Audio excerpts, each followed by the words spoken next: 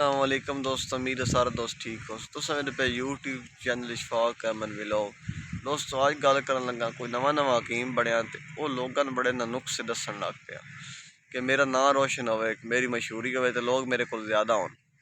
लेकिन दसदा फ्री च गए शुरू उस को इतने पैसे कोई ना कोई दुकान बना सके तो अपना घरेलू रोजगार चला सके। खैर वो बड़ा परेशान मैं की करा, दुकान किराए से लैन जोगे भी कोई ना को पैसे। वो एक दड़े उस अपने घर को बैठे कोई निज़ाम बनाया, उस बार पैनाफ्लैक्स बनवाया, उस लिख छड़िया कि दवाई लो 200 रुपये पर्ची है, अगर आराम ना बने तो 500 रुपये नाल जुर्माना भी। ठीक है, वो कोई लालची बंदा गली चो गुजरिया तो उस बोर्ड पढ़िया तो उस कि वह नहीं तो मैं भी लालची हाँ, चलो 500 आई गई सी। अच्छा जी, वो लालची भी दवाई लैन चला गया। वो हकीम साहब ने आदा, हकीम साहब मैंने मसला जी चीज़ खाना मैंने कोई पता नहीं लगता कि मैं की खादा, कोई मुँह टेस्ट नहीं बनता।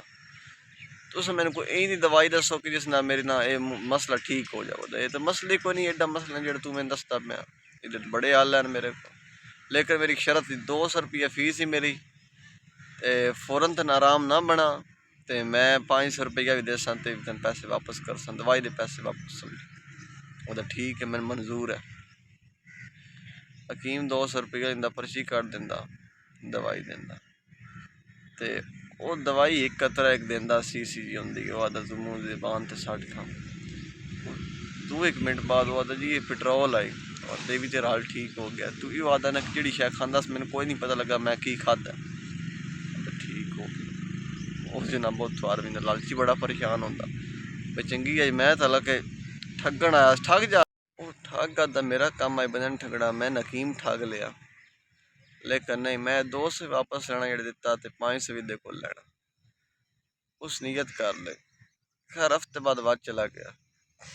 वो जाना था हकीम आदा बार बोर्ड पढ़िया उदा पढ़िया, अगर आराम नाल 500 रुपया इतने मौके तो लावे सी तो 200 रुपया फीस है। वो दियो फीस थोड़ी पर्ची बनाएंगी, उस फीस दी। अच्छा हो सके हम मसला दस हो सके मसले है कि कारोबारी बंदा कोई जहन नहीं भुल जाती है जेड़ी गल बात होंगी वो दबड़ा है। वो हकीम छोटी एक शीशी पद्दी, वो एक वड्डी शीशी दवाई कट के छोटी पाउन लग पे। वो आदा है बा ये तो वो इन्हें जी पहल दी है जबान का मसला आई पेट्रोल आई, वो आदा भी ठीक हो गया बिल्कुल। हकीम आदा बिल्कुल तुस ठीक हो गए हो, क्योंकि वेख लो हफ्ता 10 दिन पहल तुस आया हो, दवान दी है पेट्रोल का तुम पता लग गया कि पेट्रोल जबान का मसला है।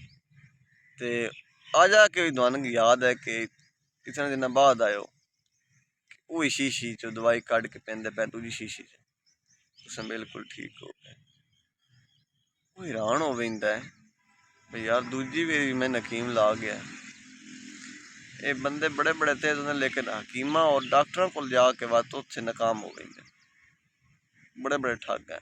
लेकिन उत्थे इन्हों कोई जड़ नहीं।